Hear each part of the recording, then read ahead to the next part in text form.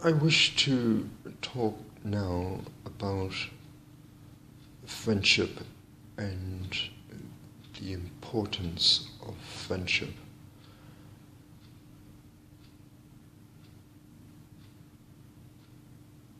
And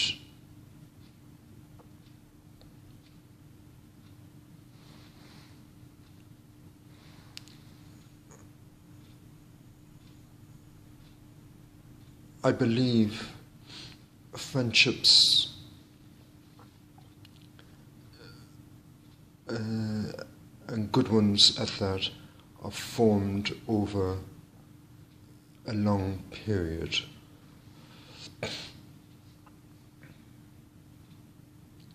It is said that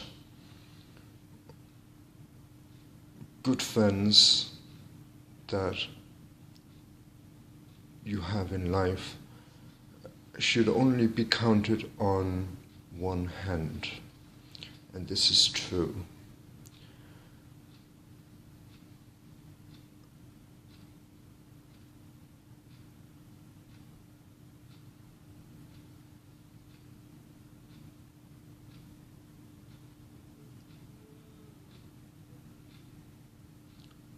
From an early age,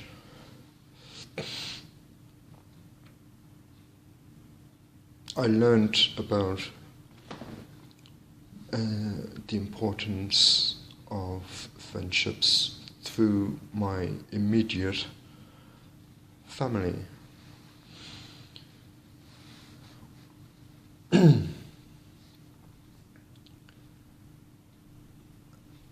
To mention my grandparents on my father's side,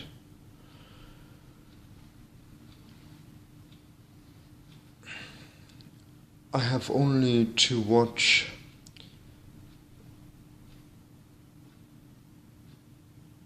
a personal DVD in my movie collection made from an original cine film made by my grandfather, Paul I. Power, to see my grandparents holidaying in the south of France with their best friends, Killian and his wife, Bonda Cusack.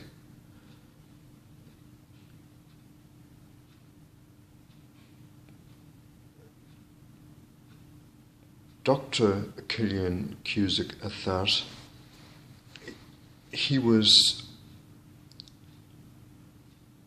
my first family doctor when I was growing up, and one of the doctors that practiced in Dungarvan.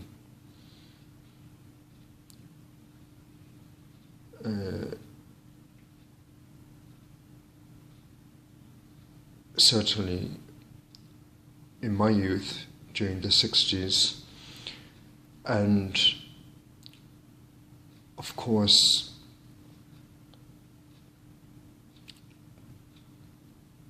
Dr. Cusack was of my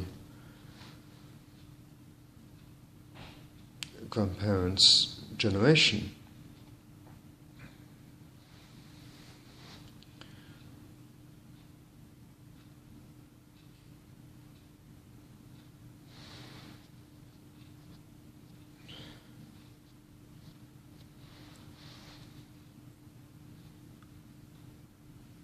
Of my father, Ian,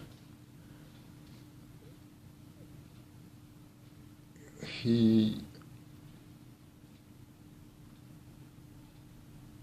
had great friendships in his life.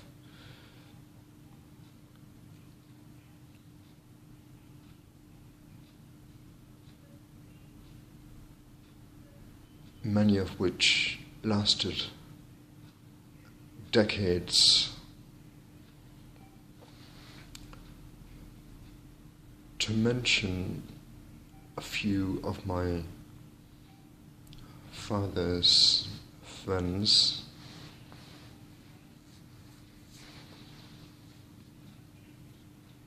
they were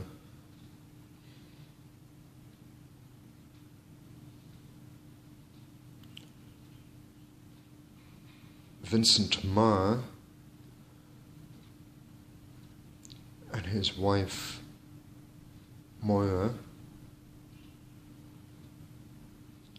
Vincent being a solicitor with his practice in Dungarvan.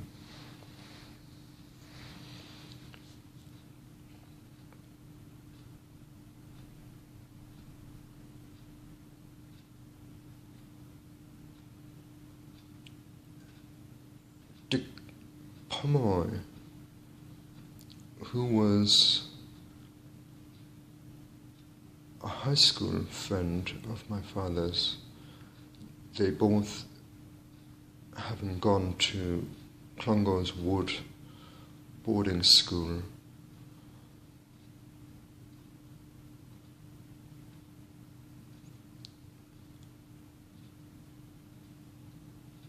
Colm Maloney of Dungarvan,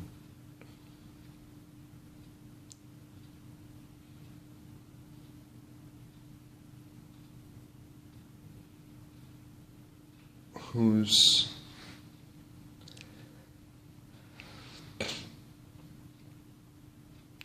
family home was in Tuanor, just outside Dungarvan itself. Colm had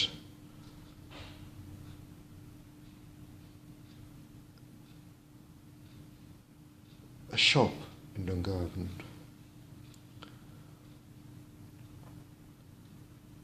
In fact, Colm's wife ran a second shop, a jewellery shop in Dungarvan as well.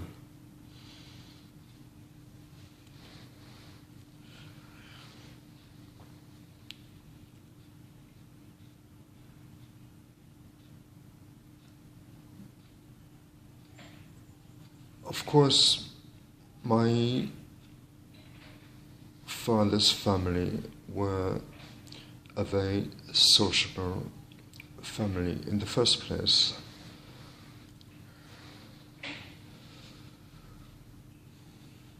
Having the business of the St. Bridget's Well Brewery in Dungarvan, they were well known as a family.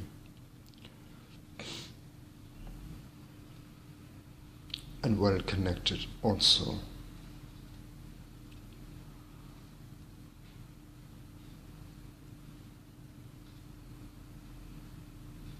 Therefore, my father knew many people of the town.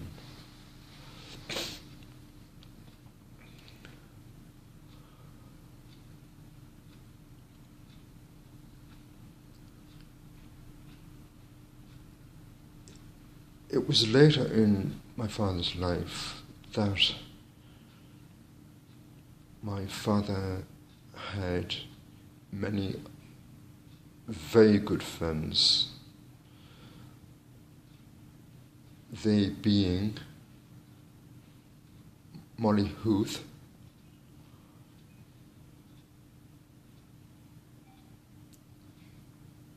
my old teacher Anne Bailey, who my father befriended from the time he attended Andrew Bailey's funeral around 1990.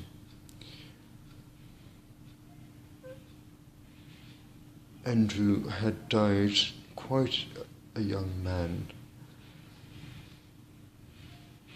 He must have been only in his 50s. And before his death, he was looked after by his sister, who worked in a hospice.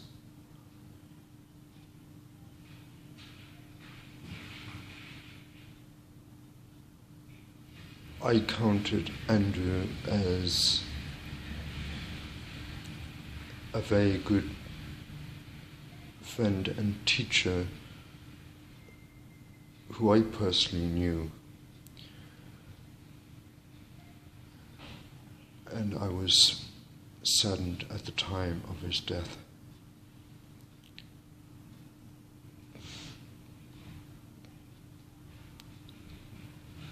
Anne Bailey herself has remained my longest kept friend from my childhood. That friendship began when Anne was my teacher at Killinure Castle. Yet,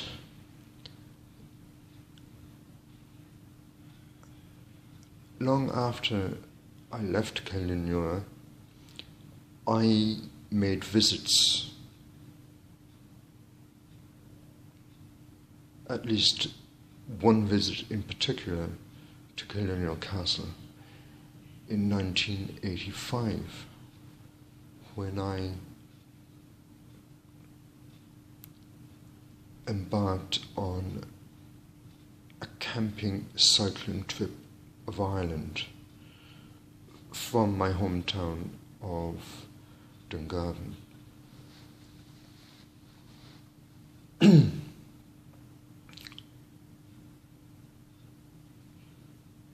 I visited Killinure Castle in Dundrum, County Tipperary.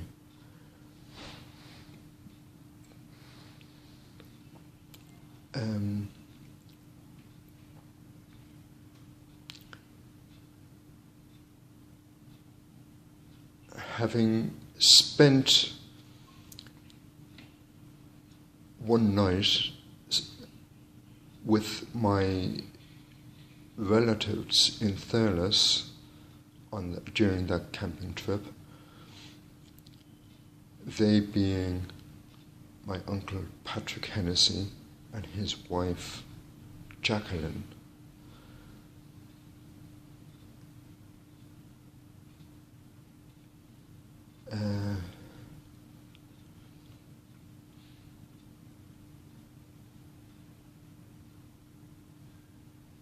I had a very good time with the Baileys during that trip in 1985.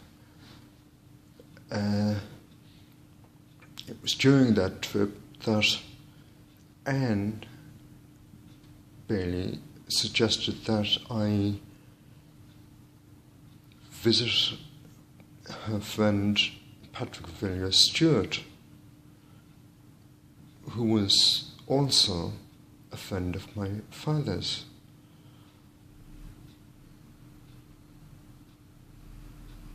So I did.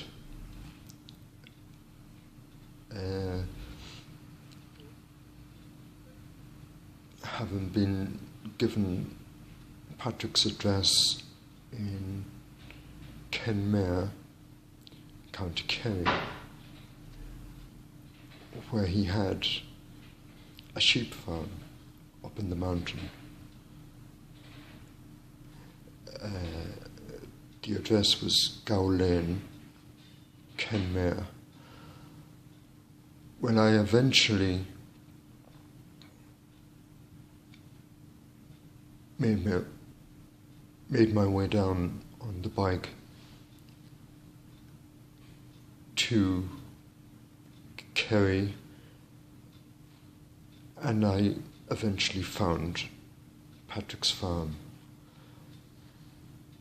and he was delighted to see me.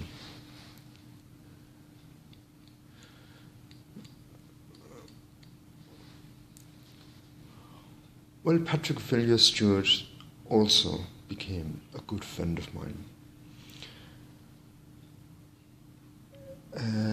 Initially, I camped out in the garden beside the house on the farm. Yet, between one thing and another, I was invited into the house to sleep within. There was no electricity or running water in that house. Patrick lived very primitively,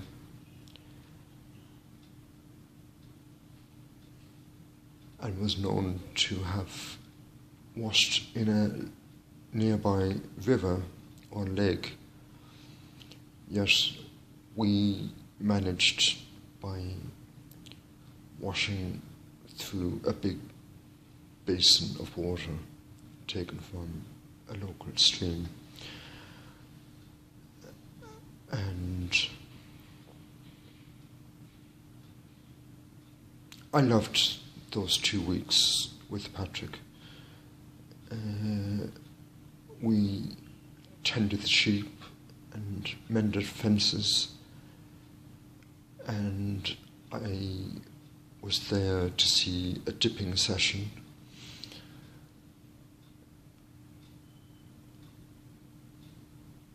And as such, Patrick was a great conversationalist, and we talked a lot about philosophy and life. And in terms of material to read, well, Patrick gave me two choices. That of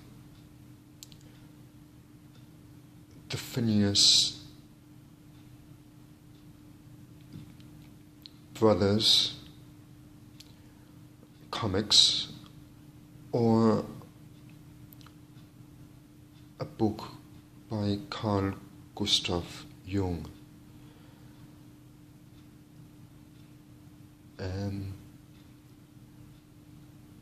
Patrick himself always slept on the bare boards of the floor.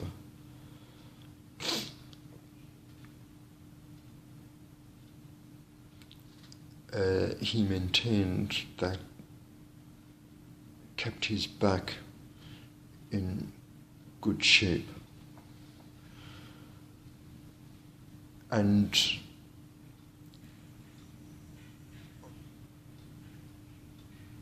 Patrick was a very quiet,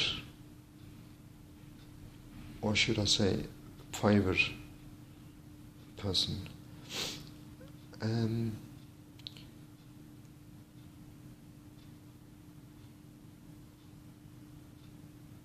He came from a very well-to-do and old land-owning family of Ireland, the Villiers-Stewarts of Villierstown, which was built by his grandfather in County Waterford.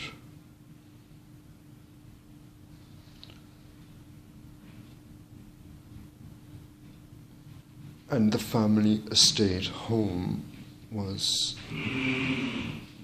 and still is, at that Dromanna house on the edges of the Blackwater River in County Waterford.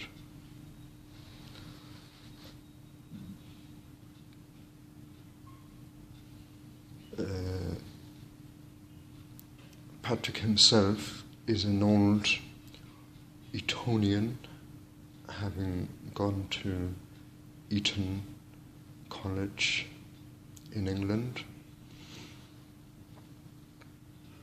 and yet, having gone into business in the City of London, he turned his back on that life and went travelling to India,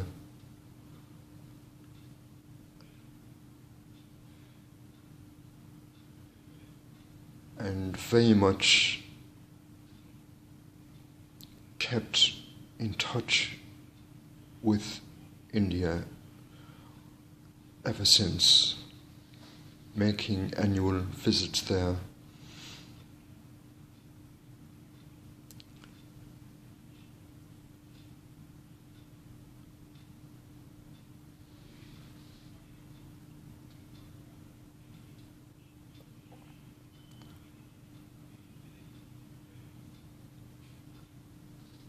I haven't met Patrick since that visit in 1985, yet I do keep in touch, and occasionally Patrick visits his sister in London.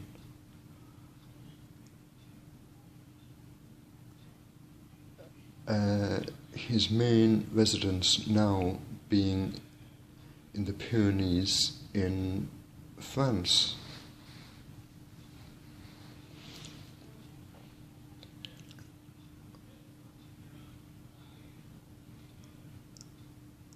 That being the case, Patrick always visits Ireland, where he still has his property in Kerry.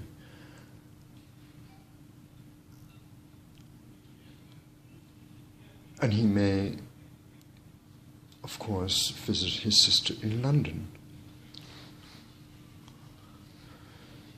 Now, I've come within a phone call of meeting up with Patrick personally in London. Yes, between one thing and another, we haven't met.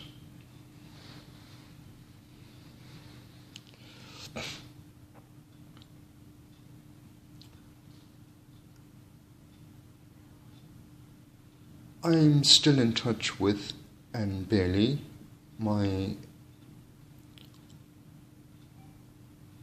old teacher and my oldest friend. I make every effort to see her whenever I'm in Ireland. And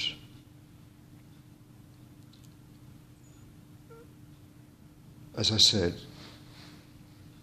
she became a good friend of my father's. They sharing the same love of rambling or country walks.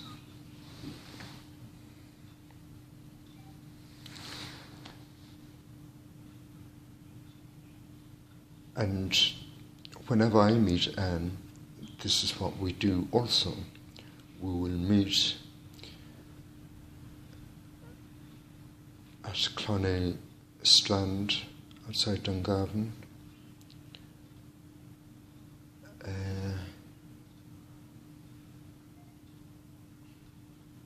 On one occasion we met and we walked out on the Conager, which is accessed from the ring side of Dungarvan Bay.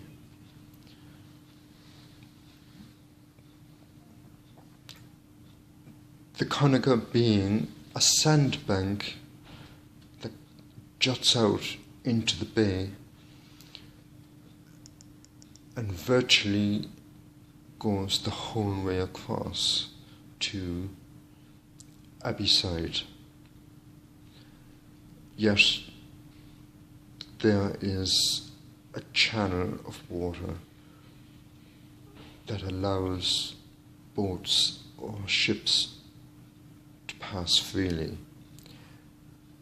Now that has to be negotiated with the tides, and certainly that being the case when ships were coming in to Dungarvan as a harbour town years ago doing trade.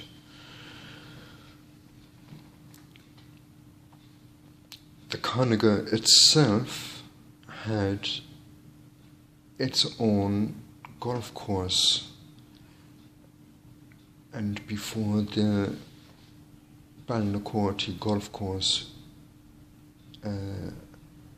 was founded back in the 40s or late 30s, this is where on the Conager my grandparents on my father's side played golf, and they were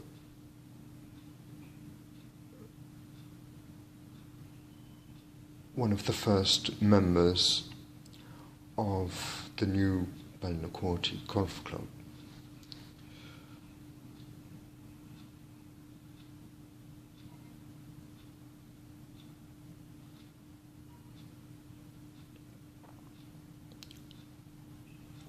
One of the last occasions I met Anne Bailey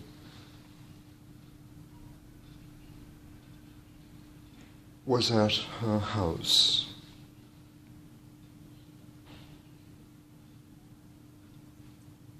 Outside Carrick-on-Suir. Well,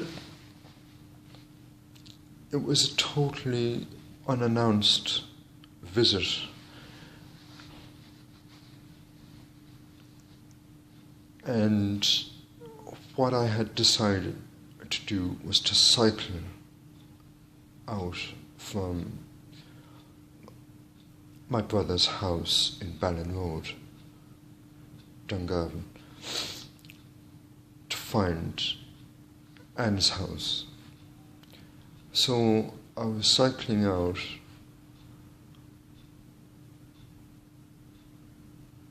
the Waterford Road, and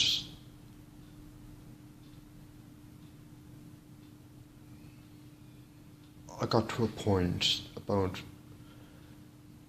15 miles out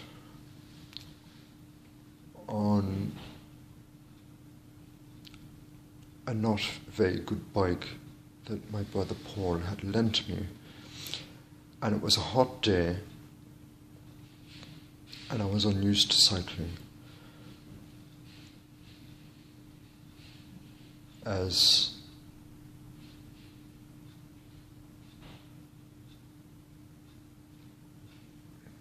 I was unfit from the days when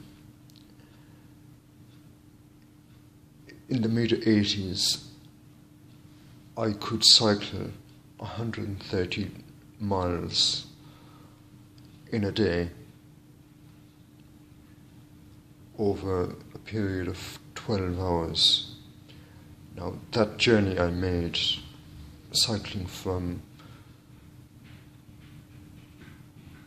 Dungarvan to Crookhaven in West Cork, where my family would holiday every summer.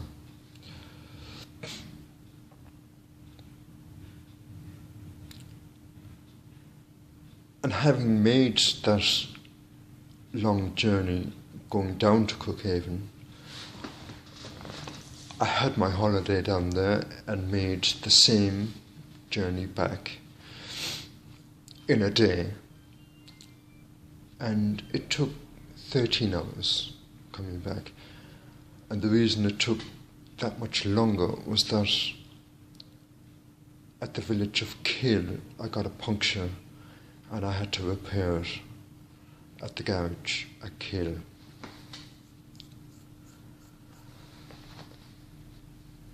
But on that day, in more recent times, when I was going out to Carrigan-Shore, I abandoned the bike along the road, asking at a house if they could look after the bike, and I hitched into Carrigan-Shore town itself. Arriving in Carrigan-Shore, I decided to go into the local police station, and I made my inquiries there as to where Anne Bailey could be found, her property address. Fortunately, the police at the station knew of Anne Bailey's address, having dealt with incidences reported by Anne herself, and they decided to give me a lift out to Anne's house.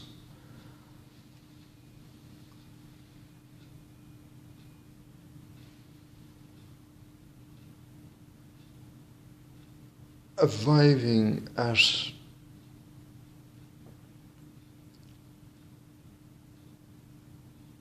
Kilnonacey,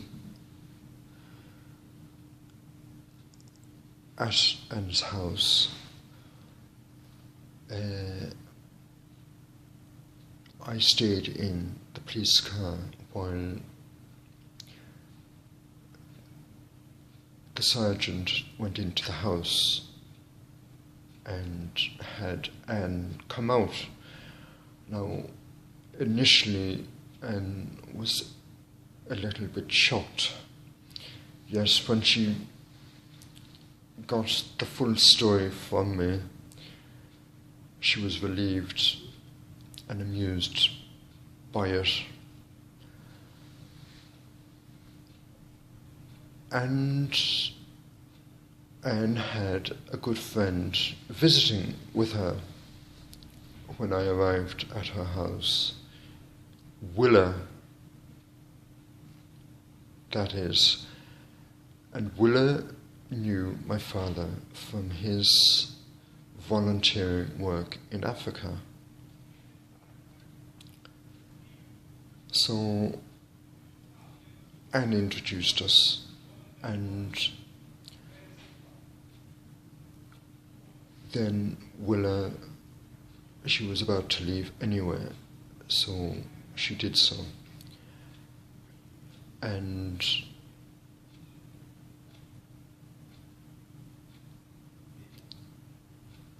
Anne and I went out to the back garden where we had lemonade and a short chat. And it was grand.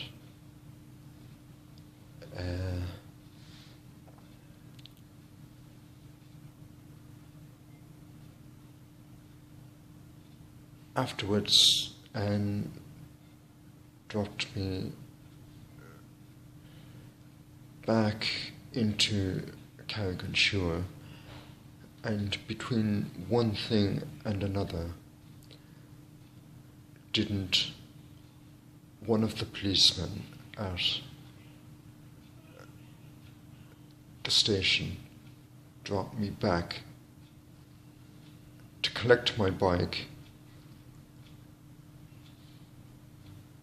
and even then he put the bike in the back of the car and he dropped me off at my brother Paul's house in Ballin Road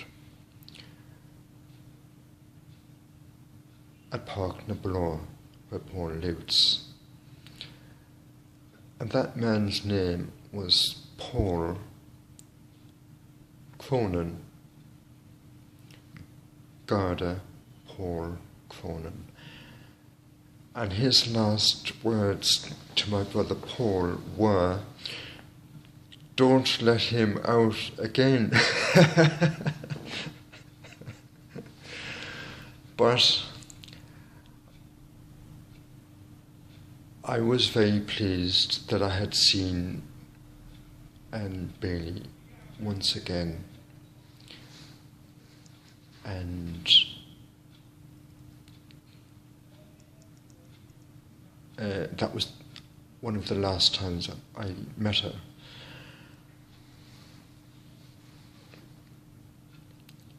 When I was back in Ireland 2 years ago, I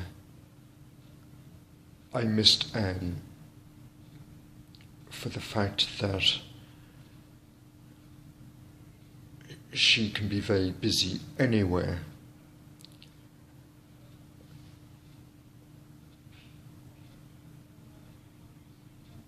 And had gone back to study at Oxford as a mature student in environmental studies, and she spent time in Brazil near the Amazon on a case study, and she was almost drawn to that country to live permanently, but she returned to Ireland. Now,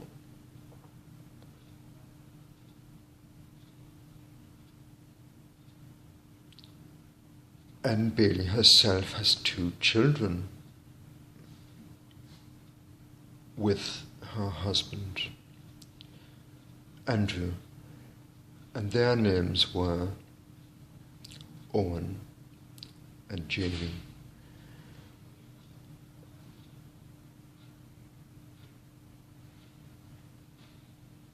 Both of whom were younger than I, and I would have met them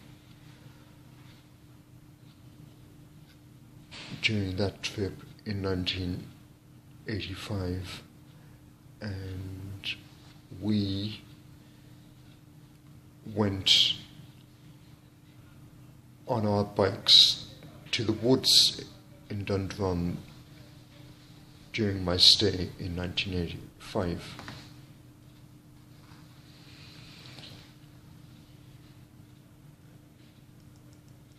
And I have a photograph taken at the gates of Killinure Castle, which showed myself and one of the boys, and it must have been taken by either Owen or Jamie themselves.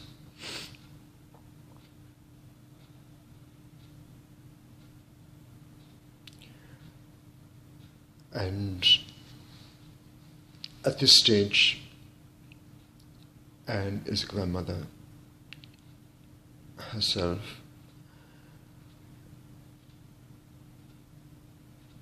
Her son, her eldest son, Owen, is married and living in Nunhead in London, and at that he has lived on a boathouse and worked at Neil's yard in Covent Garden.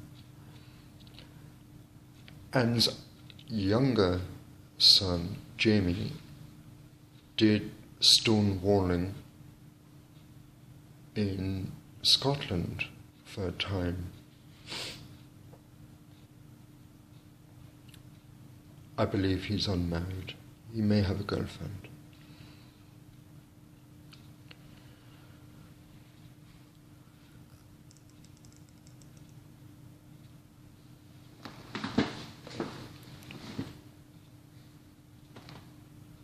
Of my other good friends, as I've mentioned, Vincent Walsh of Clonmel, who I met in 1994 at art college. We were both doing the foundation course in art. Well, over the years we've kept in touch, very much so, sharing that house on the Green Lanes in London where we were squatting in 1988, I should say.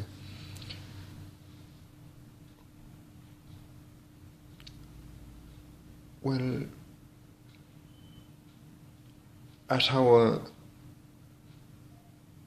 civil wedding, that of Maria and I, at the Finsbury Town Hall on Rosebery Avenue in June 1991, our witnesses at that wedding were Vincent Walsh and Maria's friend Margaret Fothergill. Margaret being from Zimbabwe.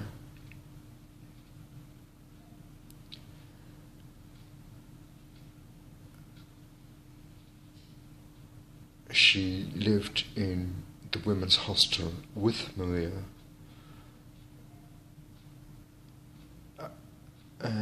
previously when they did so.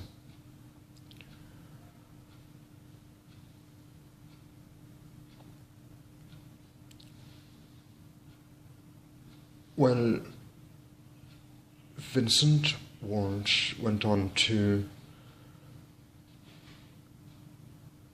live and work in America for a while. He was in Pasadena at one stage,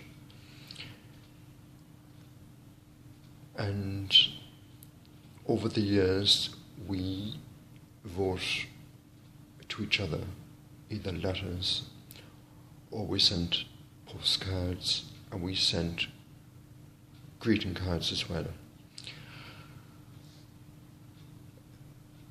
And then it materialized that Vincent went to Japan, and he spent 10 years living in Tokyo, where he taught English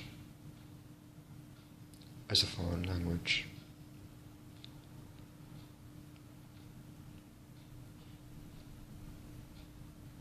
It was after the tsunami that devastated parts of Japan a few years ago now that decided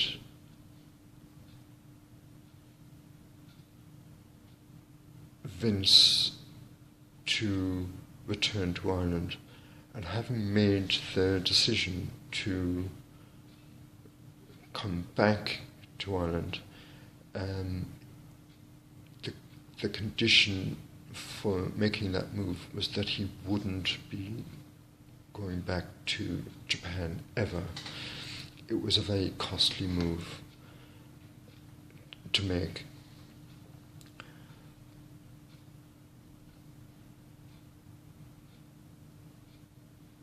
And on the last couple of occasions that I've been in Ireland, I have made a point of seeing Vincent Walsh. In both cases,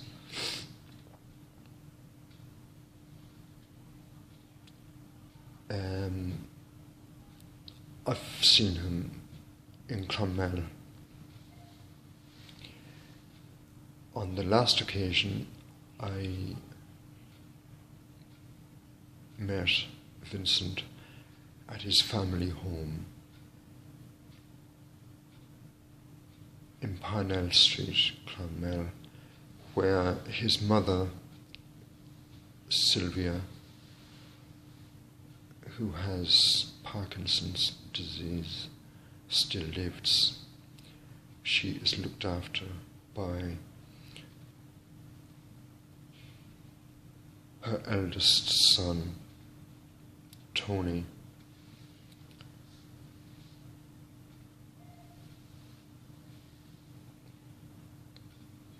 And it's always good to see Vince.